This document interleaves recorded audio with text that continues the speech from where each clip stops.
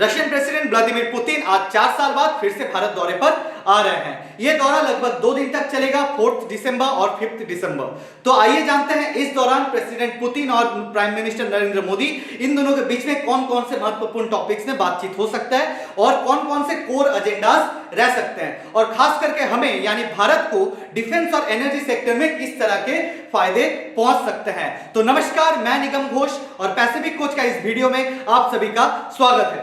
तो सबसे पहला तो ये first visit since 2021 president Putin का ये पहला बायलैटरल विजिट है यूक्रेन और रशियन कॉन्फ्लिक्ट के बाद, यूक्रेन और रशियन वॉर के बाद प्रेसिडेंट पुतिन का पहला भारत का पहला विजिट है। उसके बाद कोर ऑब्जेक्टिव रह सकता है to insulate the bilateral relationship from external pressures and future proof it across defence trade and energy sectors. यानी हम लोग का जो डिफेंस ट्रेड और एनर्जी सेक्टर है इसको एक्सटर्नल प्रेशर से बचा के रखना है, उस मुद्दे पर भी बातचीत हो सकता है, और strategic रीइंफॉर्मेशन, a powerful signal to deepen the special and privileged strategic partnership amidst evolving global geopolitics। इसका मतलब हमारा जो स्पेशल एक स्ट्रेटेजिक पार्टनरशिप है रशिया के साथ, इस चीज को स्ट्रॉन्ग बनाना है, इस चीज को मेंटेन करके रखना है, इस मैटर में भी बातचीत हो सकता है, क्योंकि अभी जियोपॉलिटिक्स इस चीज को सपोर्ट नहीं कर रहा है, क्योंकि इंडिया का यूएस के साथ भी बहुत अच्छा रिलेशन है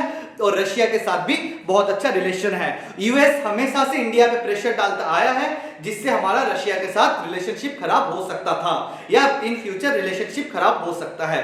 तो शायद इस बार अपना प्राइम मिनिस्टर मोदी और प्रेसिडेंट पुतिन के बीच ये एक डिस्कशन भी हो सकता है कि कैसे ये स्ट्रेटेजिक पार्टनरशिप को हमेशा के लिए सुरक्षित रखा जाए। और खास करके रशियन स्पोक्सपर्सन डिमिट्री पेस्कोव ने ये कहा है कि हमारा जो रिलेशनशिप है रशिया और इंडिया का बीच में जो रिलेशनशिप है should not get influenced by any third country। इसका मतलब वो लोग भी यही चाहते हैं कि इंडिया और रशिया का जो ये पार्टनरशिप है कोई बाहर का कोई दूसरा कंट्री के वजह से ये पार्टनरशिप, ये दोस्ती में कुछ प्रॉब्लम्स नहीं आना चाहिए, कोई इफेक्ट नहीं पड़ना चाहिए। उसके बाद आता है core agenda fortifying defence and security cooperation. तो आज रशिया और इंडिया के बीच में ये एक टॉपिक रहेगा कि डिफेंस और सिक्योरिटी कोऑपरेशन को कैसे और स्ट्रॉन्ग किया जा सकता है। तो जिसमें सबसे पहला मुद्दा रहेगा S-400 Sudarshan air defence system और Sukhoi 57 Felon 5th generation fighter jets. तो इसमें पहला तो for Sukhoi S-400 Sudarshan air defence system discussion centred on operational feedback, potential additional procurement and enhanced maintenance cooperation for the advanced S-400 system. इसका मतलब एक ऐसा maintenance corporation होगा अपना सुदर्शन S-400 सिस्टम का, जो कि इंडिया में ही होगा, इंडिया में इसका पार्ट्स मैन्युफैक्चर किया जाएगा। खास करके India is set to produce more S-400 system components locally under a proposed 1.2 billion agreement, significantly boosting the Make in India initiative in high tech defense। इसका मतलब एक एग्रीमेंट साइन किया जा रहा है लगभग 1.2 बिलियन डॉलर्स का, जिसमें ज्यादा कंपोनेंट्स बनेंगे इंडिया में अभी S-400 Sudarshan air defence system का। मतलब S-400 एयर डिफेंस सिस्टम का अभी इंडिया में और भी ज्यादा कंपोनेंट्स बनेंगे इस एग्रीमेंट के तहत, और मेंटेनेंस भी इंडिया में ही किए जाएंगे। और उसके बाद Sukhoi 57 Felon 5th generation fighter jets. इसमें क्या एजेंडा रह सकता है? ये एक एडवांस डिस्कशन हो सकता है on possible acquisition and critical technology sharing for India's future air dominance. मतलब एक टेक्नोलॉजी को शेयर करना। पहले क्या होता था कि हमें फाइटर जेट्स का टेक्नोलॉजी नहीं पता था, मतलब Sukhoi 57 Felon 5th generation fighter jet का टेक्नोलॉजी हमारे पास नहीं था, जो कि शायद हमें मिल सकता है, और इस चीज का एक्विजिशन को लेकर भी और भी बात बढ़ सकता है, जो कि हमारा मतलब इंडियन एयरफोर्स को और भी स्ट्रॉन्ग करेगा, इंडिया का एयर डोमिनेंस को और भी बढ़ाएगा,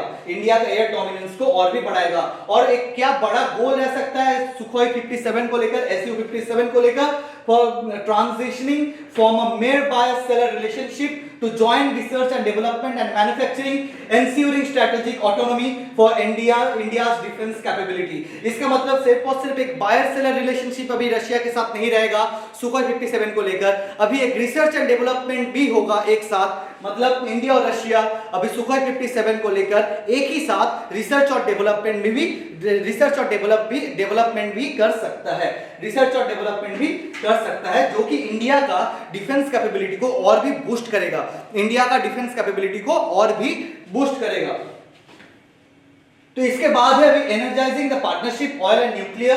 तो ऑयल एंड न्यूक्लियर टॉपिक्स में हमारा अभी कौन कौन से टॉपिक में बातचीत हो सकता है? तो इसमें सबसे पहला तो oil trade sanctions and navigation, US जो अभी रशिया पे सैंक्शन लगाए हुए हैं उस टॉपिक में बातचीत हो सकता है। उसके बाद है civil nuclear cooperation and green energy, इस टॉपिक में बात हो सकता है। एक और टॉपिक है स्ट्रेटेजिक इंपैक्ट एंड लोकलाइजेशन, इस टॉपिक में भी बात हो सकता है। तो सबसे पहले ऑयल ट्रेड एंड सैंक्शंस के बारे में जानते हैं। इसमें the primary challenge involves establishing sustainable payment mechanism, rupee rouble trade, third country currencies to safeguard oil trade volume against US-led sanctions.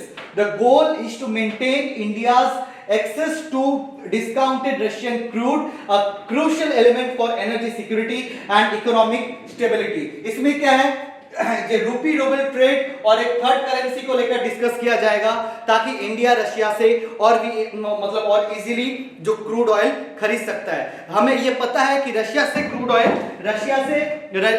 Crude oil हमें चीप मिलता है, डिस्काउंटेड प्राइस पे मिलता है, जो कि इंडिया का इकोनॉमिक स्टेबिलिटी के लिए बहुत इंपॉर्टेंट है। ऊपर से यूएस सैंक्शन लगा के रखा हुआ है रशिया के ऊपर, तो इस ट्रेड में अभी बहुत सारे दिक्कतें आ रहे हैं, इस ट्रेड में भी बहुत सारे दिक्कतें आ रहे हैं। तो आज शायद प्रेसिडेंट पुतिन और प्राइम मिनिस्टर मोदी के बीच में यह बात जरूर हो सकता है कि कैसे इस ट्रेड को और भी स्मूथली किया जाए, मतलब कैसे रुपये और रूबल में ट्रेड किया जाए या कोई थर्ड करेंसी के थ्रू ट्रेड किया जाए। उसके बाद आता है civil nuclear cooperation and green energy. इसमें focusing on finalising an agreement for small modular reactors, SMRs। तो SMRs क्या है? ये एक कंपोनेंट है, एक फैक्ट्री बिल्ट मतलब छोटा रिएक्टर है, फैक्ट्री बिल्ट छोटा न्यूक्लियर रिएक्टर है, जो कि लगभग 300 मेगावाट तक एनर्जी प्रोड्यूस करता है, 300 मेगावाट तक एनर्जी प्रोड्यूस करता है, और जो कि रिमोट एरियाज में इलेक्ट्रिसिटी सप्लाई के लिए बहुत ही फायदेमंद है, और कोल पावर प्लांट्स मतलब कोयले से चलने वाले पावर प्लांट्स को ये रिप्लेस कर सकता है, ये रिप्लेस कर सकता है। उसके बाद है strategic impact and localisation. Russian state company Rosatom propose कर रहा है कि एसएमआर और हाई पावर यूनिट प्रोडक्शन हमारे कुदनकुलम न्यूक्लियर पावर प्लांट जो कि तमिलनाडु में है, यहां होना चाहिए। ये इसका मतलब एसएमआर यहाँ स्मॉल मॉड्यूलर रिएक्टर्स और high power unit production India में जो कुदनकुलम न्यूक्लियर पावर प्लांट है तमिलनाडु में, वहां हो सकता है।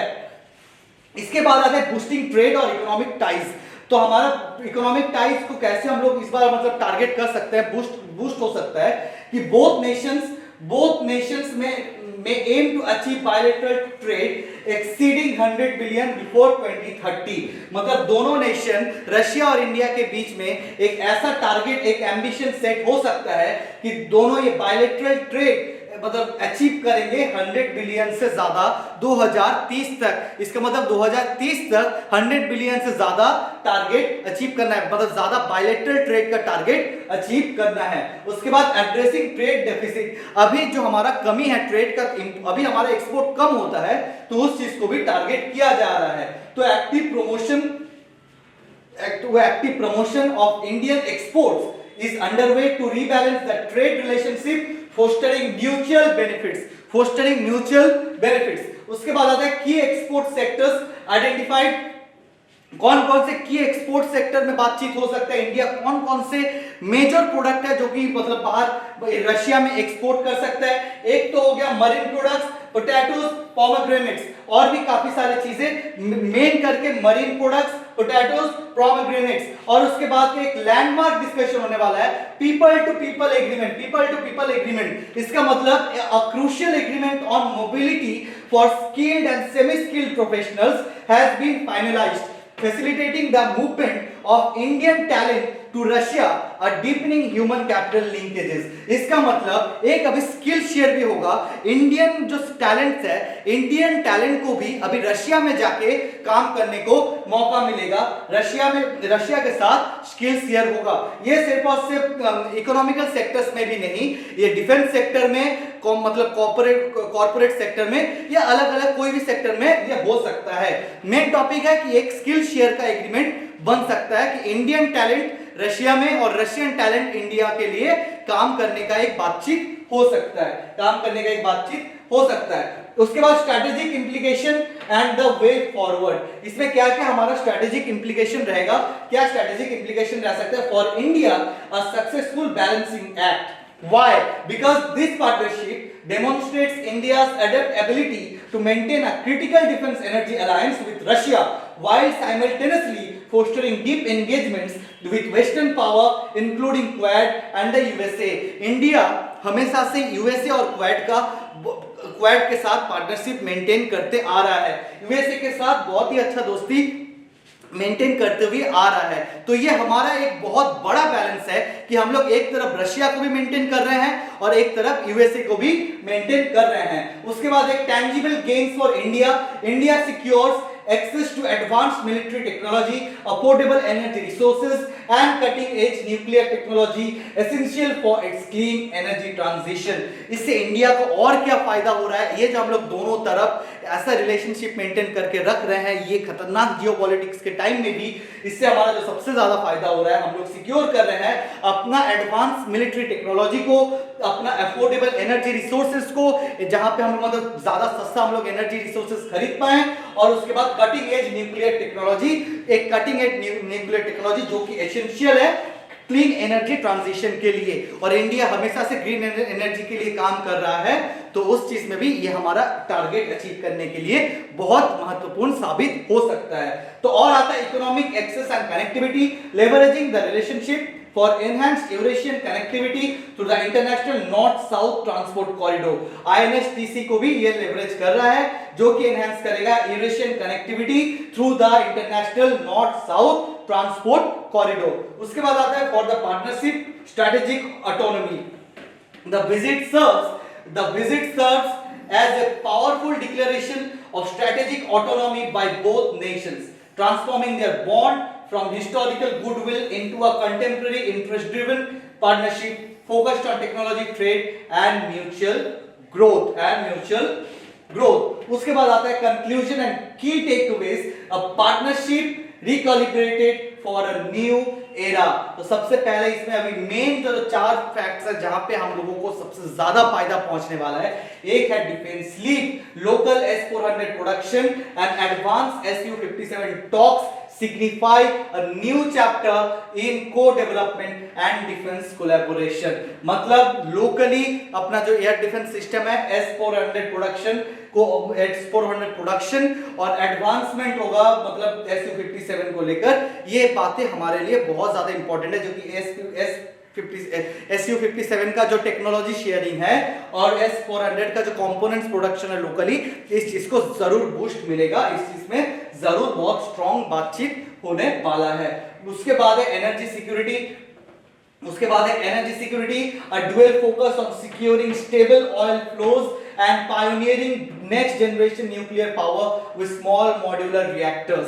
जैसे कि ये हम लोग के लिए एक सिक्योर करने का काम करेगा, मतलब रशिया से जो हमें एक ऑयल सप्लाई मिलता है, इस चीज को हमें सिक्योर रखने के मतलब सिक्योर बनाए रखने के लिए भी इसमें बातचीत होने मतलब हो सकता है। और next generation nuclear power with small modular reactors जो SMR, ये हमारा सबसे बड़ा फायदा पहुंच सकता है, जो कि ग्रीन एनर्जी का जो हम लोग का ग्रीन रेवोल्यूशन मतलब ग्रीन एनर्जी जनरेशन का जो हमारा टारगेट है, उस चीज को फुलफिल करने के लिए भी हमें फायदा दे सकता है। उसके बाद आता है ट्रेड रीबैलेंस में क्या है, a clear road map for achieving 100 billion in bilateral trade bolstered by agriculture exports and skilled mobility pact। मतलब एक ऐसा ट्रेड एग्रीमेंट हो सकता है जिससे 2030 तक हमें 100 बिलियन तक का टारगेट अचीव कर सकते हैं रशिया के साथ, मतलब रशियन ट्रेड के साथ, जिसमें हमें एग्रीकल्चरल एक्सपोर्ट्स और स्किल्ड मोबिलिटी देखने को मिल सकता है। एग्रीकल्चरल एक्सपोर्ट्स और स्किल्ड मोबिलिटी यानी एग्रीकल्चरल प्रोडक्ट्स हम लोग रशिया भेजेंगे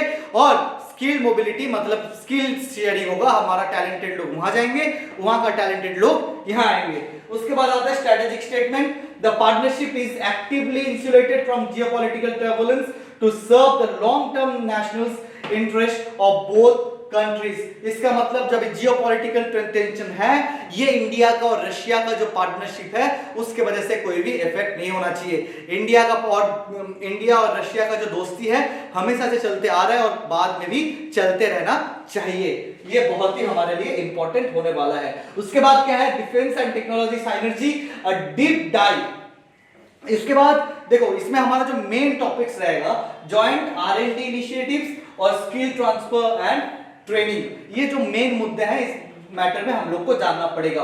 कौन कौन से टॉपिक में हम लोग का R&D इनिशिएटिव हो सकता है, cyber security solutions, artificial intelligence in defence and space technology corporation. Cyber security solutions में रशिया के साथ हमारे बहुत दिनों से बातचीत चल रहा है, तो शायद इस बार इस मुद्दे पर कुछ अच्छा R&D सॉल्यूशंस हमें मिल सकता है। इसका मतलब शायद इस बार मतलब in future research and development India और रशिया इस टॉपिक में हम लोग शायद साथ में कर सकते हैं। उसके बाद एक और इंपॉर्टेंट टॉपिक है artificial intelligence in defence. Defence में जो हमारे डिफेंस इक्विपमेंट्स है वहां पे AI का यूज को लेकर भी शायद बातचीत हो सकता है और AI का जो यूज है इसको लेकर रिसर्च एंड डेवलपमेंट इंडिया और रशिया शायद एक साथ इन फ्यूचर कर सकते हैं। उसके बाद है स्पेस टेक्नोलॉजी शेयरिंग। इसका मतलब हमारा जो इसरो है और रशिया का जो स्पेस ऑर्गेनाइजेशन है इन दोनों का एक कॉर्पोरेशन से इन फ्यूचर हमें कोई मिशंस देखने को मिल सकते हैं। इस मैटर में भी शायद बातचीत हो सकता है। उसके बाद आता है skill transfer and training, enhanced programs for Indian defense personnel to receive advanced training and skill transfer on Russian platforms and system ensuring self-reliance. उसमें क्या है, maintenance and overall expertise, operational deployment strategies and software development for defense application। तो हम लोग जो अभी बात कर रहे थे कि रशिया और इंडिया के बीच में एक स्किल शेयर भी होगा, एक स्किल शेयर होगा, तो इसमें हम लोग कौन कौन से फील्ड में एक साथ काम कर सकते हैं, कौन कौन से फील्ड में एक साथ काम कर सकते हैं। एक मतलब maintenance and overall expertise, operational deployment strategies और software development for defence application, जो कि सबसे ज्यादा इंपॉर्टेंट है। डिफेंस एप्लीकेशन के लिए सॉफ्टवेयर डेवलपमेंट भी शायद हम लोग एक साथ कर सकते हैं। उसके बाद है the future of energy, nuclear power and renewables. ये सबसे बड़ा मुद्दा है, मतलब इंडिया का ग्रीन एनर्जी का जो हम लोग का ग्रीन एनर्जी जनरेशन का जो टारगेट था, शायद हम लोग इस मीटिंग से हमें सबसे ज्यादा फायदा पहुंचने वाला है, क्योंकि इस बार SMR डिप्लॉयमेंट को लेकर बातचीत होने वाला है। लोकल मैन्युफैक्चरिंग हब्स, जो कि SMR का लोकल मैन्युफैक्चरिंग हब्स, उसको लेकर बातचीत होने वाला है कि हम लोग जो स्मॉल मॉड्यूलर रिएक्टर्स है वो हम लोग इंडिया में ही बनाएंगे, उस मुद्दे में बातचीत होगा। उसके बाद रिन्यूएबल इंटीग्रेशंस के बारे में बातचीत होगा और डीसैलिनाइजेशन सॉल्यूशंस के बारे में भी बातचीत होगा। तो सबसे पहले SMR डिप्लॉयमेंट में आते हैं। ये एक स्मॉल मॉड्यूलर रिएक्टर है, ऑफर करते हैं कि flexible, safe and scalable solution for clean energy generation in various location. मतलब ये फ्लेक्सिबल है, सेफ है और स्केलेबल है, जो कि और क्लीन एनर्जी भी ये प्रोवाइड करता है फॉर वेरियस लोकेशन, अलग अलग लोकेशन के लिए प्रोवाइड करने के लिए कैपेबल है। उसके बाद आता है local manufacturing hub, plans to establish manufacturing hubs in India for nuclear components, boosting local industry and job creation। तो ये जैसे मैं पहले ही बोला था कि लोकल SMRs का लोकल मैन्युफैक्चरिंग करना है। जो कुडनकुलम तमिलनाडु में न्यूक्लियर पावर प्लांट है वहां पे वो शायद ये मैन्युफैक्चर इन फ्यूचर हो सकता है। उसके बाद क्या है, renewable integration discussion explore Russian expertise in integrating nuclear power with renewable energy sources for a stable grid. इसमें हमें रशियन एक्सपर्टीज मिलने वाला है ताकि हम लोग अपना रिन्यूएबल पावर, न्यूक्लियर पावर को रिन्यूएबल एनर्जी सोर्सेस के साथ एक स्टेबल ग्रिड के साथ मेंटेन कर पाए। उसके बाद desalinisation solution, SMR technology can provide energy for large scale desalinisation project addressing water scarcity in coastal region. मतलब ये वाटर प्यूरिफिकेशन में भी काम कर सकता है, जो कि बहुत ज्यादा ये एनर्जी प्रोवाइड करेगा। उसके बाद आता है the bottom line, forward looking blueprint. ये क्या है?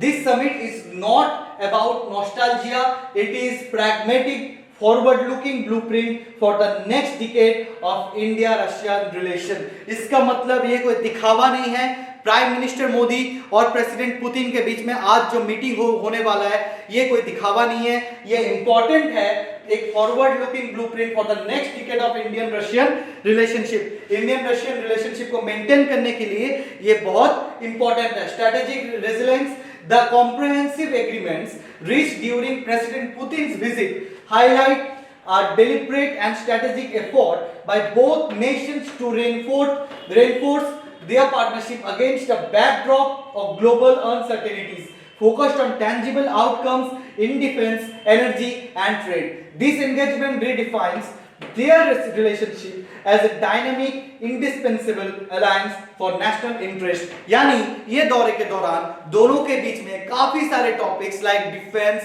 एनर्जी, अपना S-400 का जो कंपोनेंट्स है उसका मैन्युफैक्चरिंग, उसके बाद एनर्जी, अपना जो ऑयल सप्लाई है उसका फ्लॉलेसली सप्लाई, रूपी टू रूबल का जो ट्रेड है, ये हर एक चीज पे इस बार फोकस किया जा सकता है, जो कि हमारे मार्केट को और भी आसान करेगा। हमारे लिए ये बहुत ही फायदे का बात हो सकता है।